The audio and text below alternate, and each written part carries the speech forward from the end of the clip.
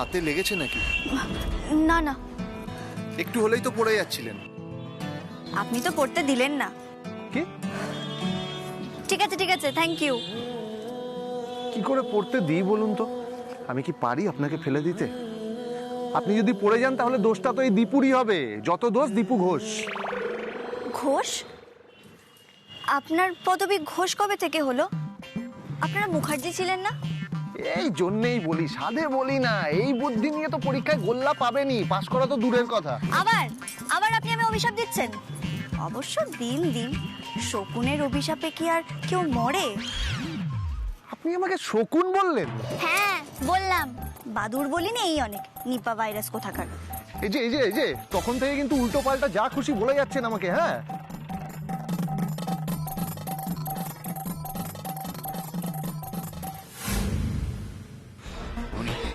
তুই যা, তুই ভালো করে খোঁজ ওদের।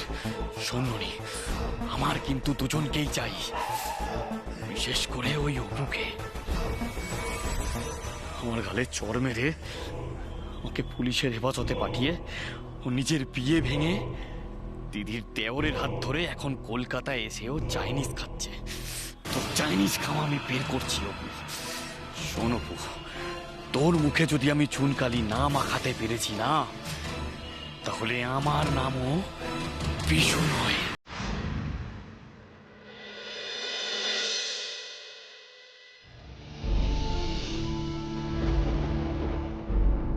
অবলা, অবলা,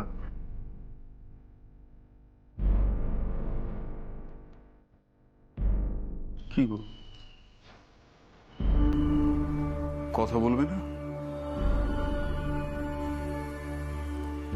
বলার আর কি আছে বলো তো? কোনো কথা কি আর সত্যি বলার আছে? যখন সবচেয়ে প্রিয় সন্তান, সব থেকে ভরসার সন্তান এরকম বিশ্বাসঘাতকতা করে, তখন কি কোনো মায়ের আর কোনো কথা বলার থাকে? বাদ দাও না অবলা, যা হয়ে গেছে যেতে দাও। সংসারে তো কত কিছুই ঘটে, গতস্য শোচনা নাস্তি, বাদ দাও। হ্যাঁ, এটা ঠিক যে কাল ফিরে এলে দীপুকে আমার কাছে জবাবদিহি করতেই হবে। হ্যাঁ, আমি আপাতত বাড়ির সবাইকে বাড়ি ফিরিয়ে যাওয়ার ব্যবস্থা করছি। সবাই বাড়ি ফিরে যাবে আর আমরা আমরা কি এখানে পড়ে থাকবো নাকি? না, তুমি বাড়ি ফিরে যাবে। আর তুমি?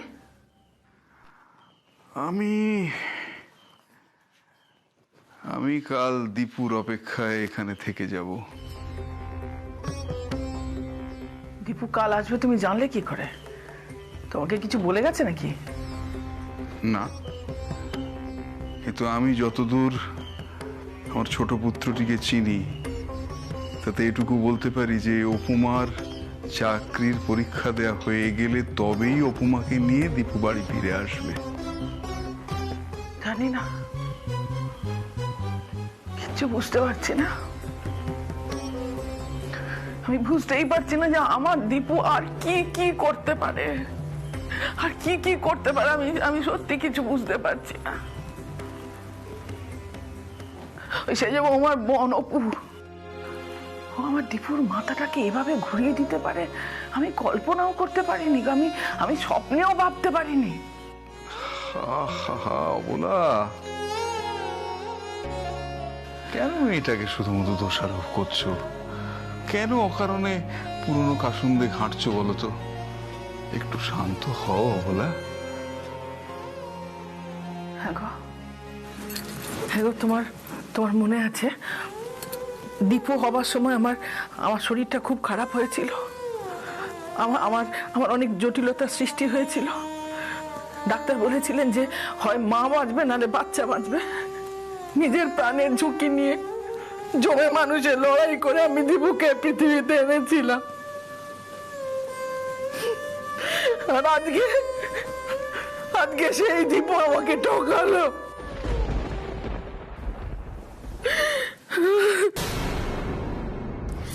বলেছি বলেছি। আরে আস্তে আস্তে, উফ, বাবা একে নিয়ে কি করি না আমি।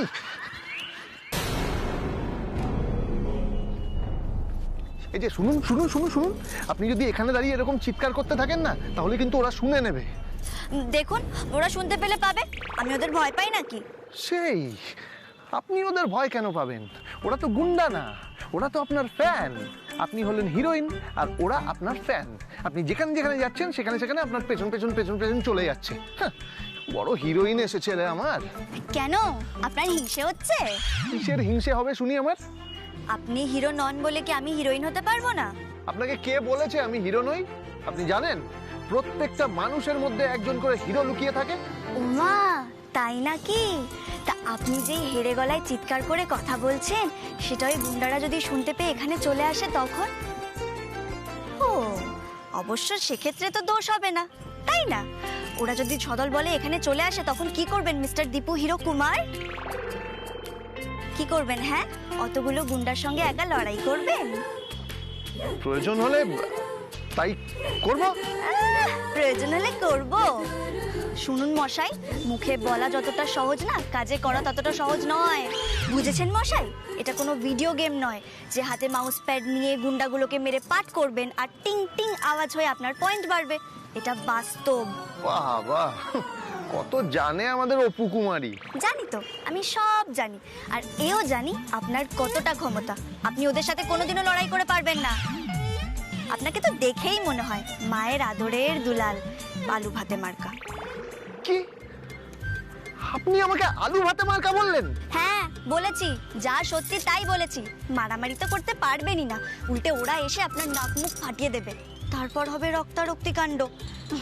তারপর তো হসপিটালে হসপিটালে আমাকে নিয়েই ছুটতে হবে। হ্যাঁ, পরীক্ষাটাও দেওয়া হবে না। অবলা মার সন্তানের সম্পর্কটা না একে অন্যের পরিপূরক। মা যেমন কত যত্নে কত আদরে তার সন্তানকে লালন পালন করে, বড় করে তোলে, তেমনি বড় হওয়ার পর তার সন্তানও বাবা মাকে তেমনই যত্নে সেবা করে। হ্যাঁ গো, কিন্তু ইংরেজিতে একটা কথা আছে, শুনেছো বোধ হয়, জেনারেশন গ্যাপ। গ্যাপ মানে ফাঁক। সেই ছোট্ট ফাঁক গলে কখনো কখনো অভিমান, ভুল বোঝাবুঝি, কখনো বা অপমান মার সন্তানের সম্পর্কের মধ্যে বিনো জলের মতো ঢুকে পড়ে। তখন মা তার সন্তানকে আর বুঝতে চায় না, আর সন্তানও হাজার চেষ্টা করেও মার কাছে নিজের মনের কথা বোঝাতে পারে না। কি বলছো তুমি? কি বলছো? আমি আমি আমি আমার দীপুকে বুঝতে পারিনি? কথাটা ভেবে দেখো, বোধ হয় খুব একটা ভুল বলিনি। শেষ কটা দিন ধরে দীপু যে তীব্র মানসিক যন্ত্রণায় জ্বলে পুড়ে মরে যাচ্ছিল, তা কি তুমি খেয়াল করেছিলে? কি হয়েছে? কি কষ্ট হচ্ছে বল আমাকে।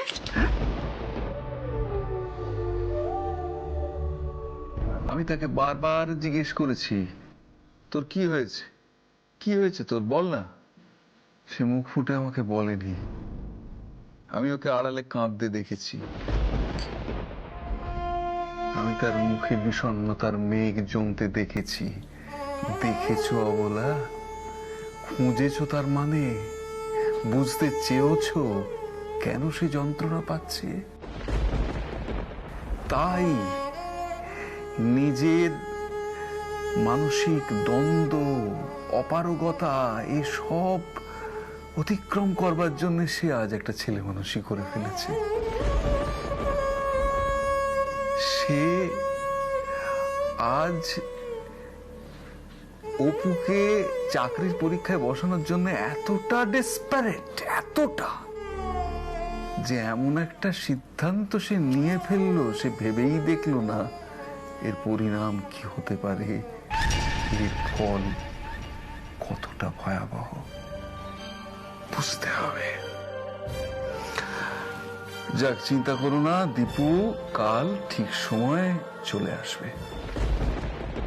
ফিরে না এলে পুলিশ টানতে টানতে নিয়ে আসবে।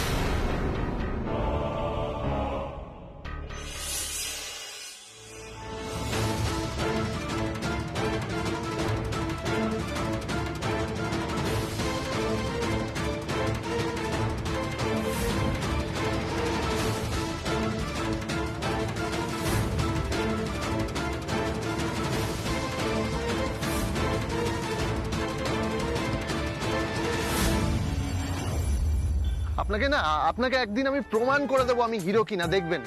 থাক, আর মিথ্যে বাহাদুরি দেখাতে হবে না, এবার আমার খেল দেখুন। করছেনটা কি আপনি? পাগল নাকি? ওখানে কেউ যায়?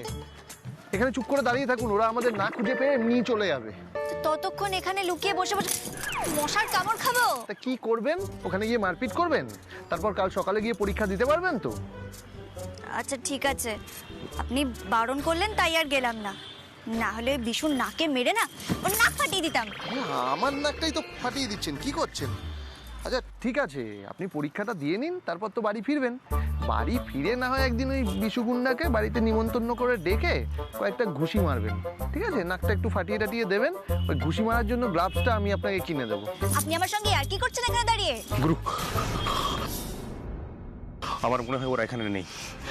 ওরা ওরা আমাদের চোখের আড়ালে অন্য কোথাও চলে গেছে। আমার মনে হয় এখান থেকে গিয়ে আমরা অন্য কোথাও খুঁজি। ঠিক আছে, ননি চল, চল ননি, চল চল চল চল।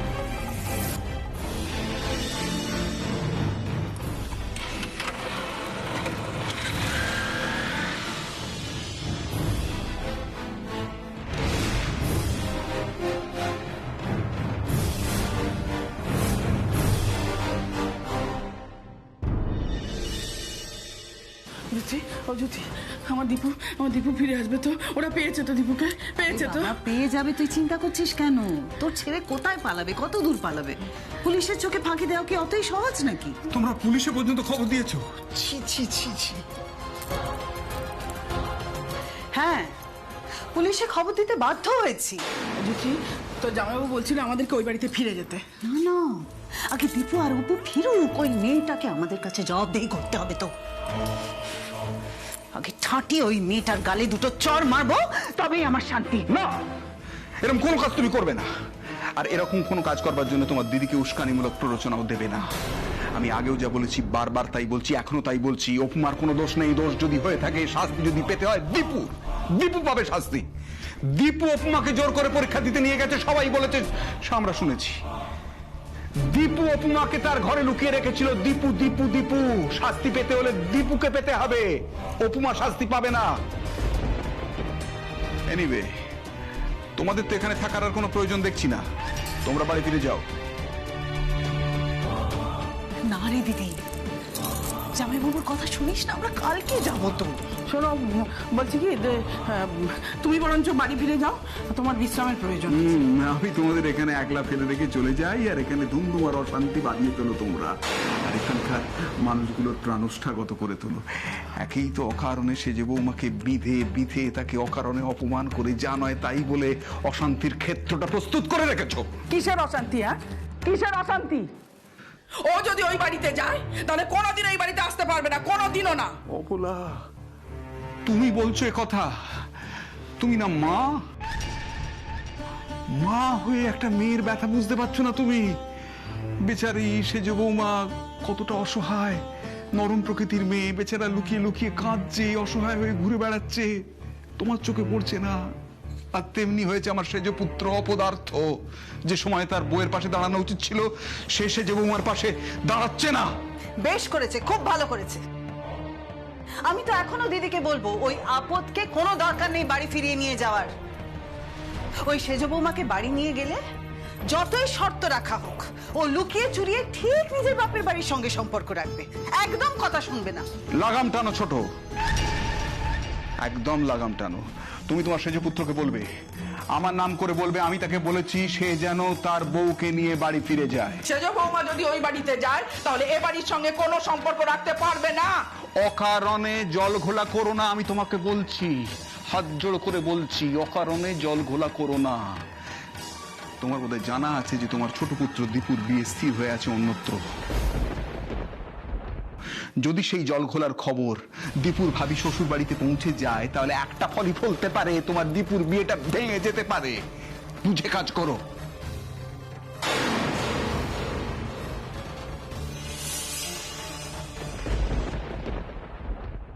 আমার তো মনে হয় আজকের ঘটনাও তোর সেজ বৌমা সব জানতো, তবুও লুকিয়ে গেছে।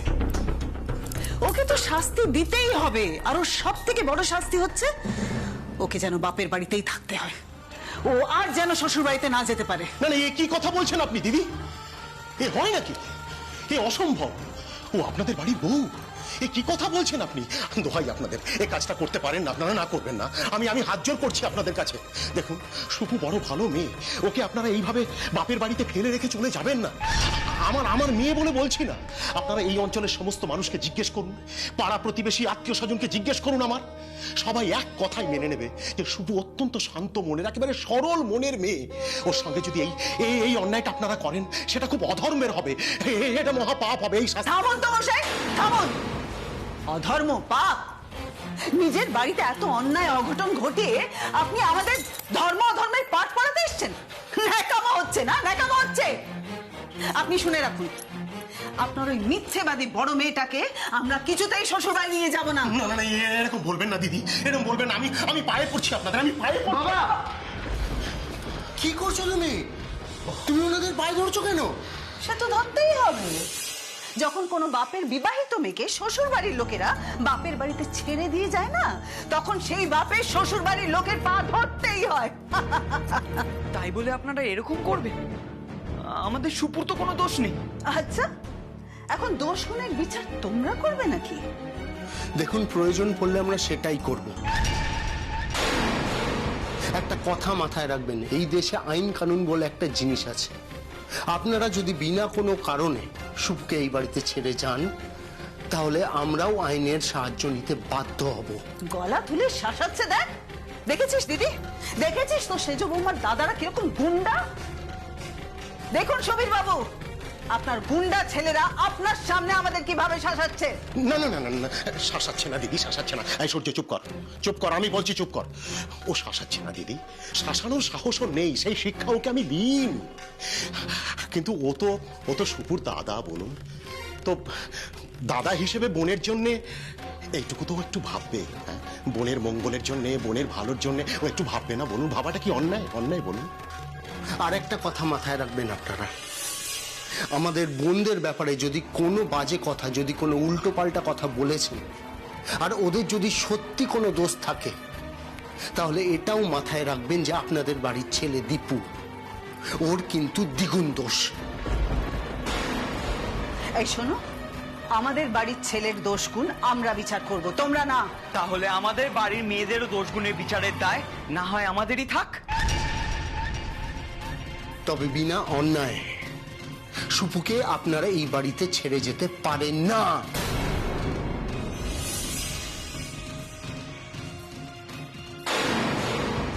এই বাচ্চা ছেলে বাচ্চার মতন থাকবে, একদম বড়দের মাঝখানে কথা বলতে আসবে না। চুপ কর সূর্য, রবি চুপ কর, তোরা চুপ কর। কেন বাবা, কেন কেন চুপ করবো? আর তুমিও কতক্ষণ চুপ করে এইসব সহ্য করবে? ওরে, আমি যে মেয়ের বাবা, আমাকে যে চুপ করে থাকতেই হবে। আবার কি শুনছি? কি হয়েছে এখানে? না না, কিচ্ছু হয়নি বেয়ে মশাই, কিচ্ছু হয়নি।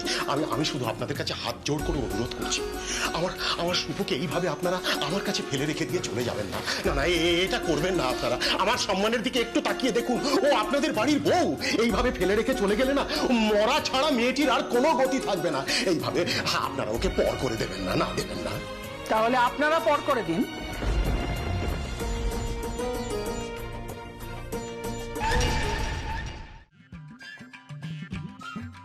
যাক বাবা, চলে গেছে ভক্তের দল। যা যা, দেখে নেবো তোদের। তোর ডিম কোথাকার, আমাকে চিনিস না? আমার নামও অপু, বুঝেছিস তো? তোদের মধ্যে পুচকে গুন্ডাকে না আমি ভয় পাই না। আস্তে আস্তে, কি করছেনটা কি? পাড়া জাগাবেন নাকি? পাড়ার লোকজন এবার সব এখানে বেরিয়েছে না, চোর চোর বলে আমাদের পুলিশের হাতে তুলে দেবে। চুপ করুন আপনি। কি করবো চুপ করে? কি করবো আমরা এখন? কি আবার করবো? হোটেলেও তো যাওয়া যাবে না, আর গেলেও আমাদের ঢুকতে দেবে না। তাহলে তাহলে কি করবো আমরা? সেটাই তো ভাবছি। আপনার ঘুমটাও হলো না, পড়াশুনোও হলো না। ভেবেছিলাম সকাল সকাল উঠে ওই মোবাইলের ইন্টারনেট থেকে আপনাকে কিছু ওই সিলেবাসের অংশ বার করে দেবো, সেটাও তো হলো না। পড়াশুনো পুরো না করে পরীক্ষা দেবেন? না না, আমার সব প্রিপারেশন রেডি, আমি সব পড়ে নিয়েছি। সে তো অনেকদিন আগে পড়েছেন না, এই গবেট মাথায় এখনো কি ওসব মনে আছে? কি আমার গবেট মাথা? আপনি আমায় গবেট বললেন? আপনি যদি আমাকে আলু ভাতে মার্কা বলতে পারেন, আমিও আপনাকে গবেট মাথা বলতে পারি। কি হিংসুটে রে বাবা। আচ্ছা, আপনি যদি জানেন আমার গবেট মাথা, তাহলে মনে মনে এটাও জানেন আমি পরীক্ষায় চান্স পাবো না। তাহলে এত রিস্ক নিয়ে আমাকে পরীক্ষা দেওয়াতে নিলেন কেন শুনি? সে তো এনেছি আপনার স্বপ্ন পূরণ করার জন্য।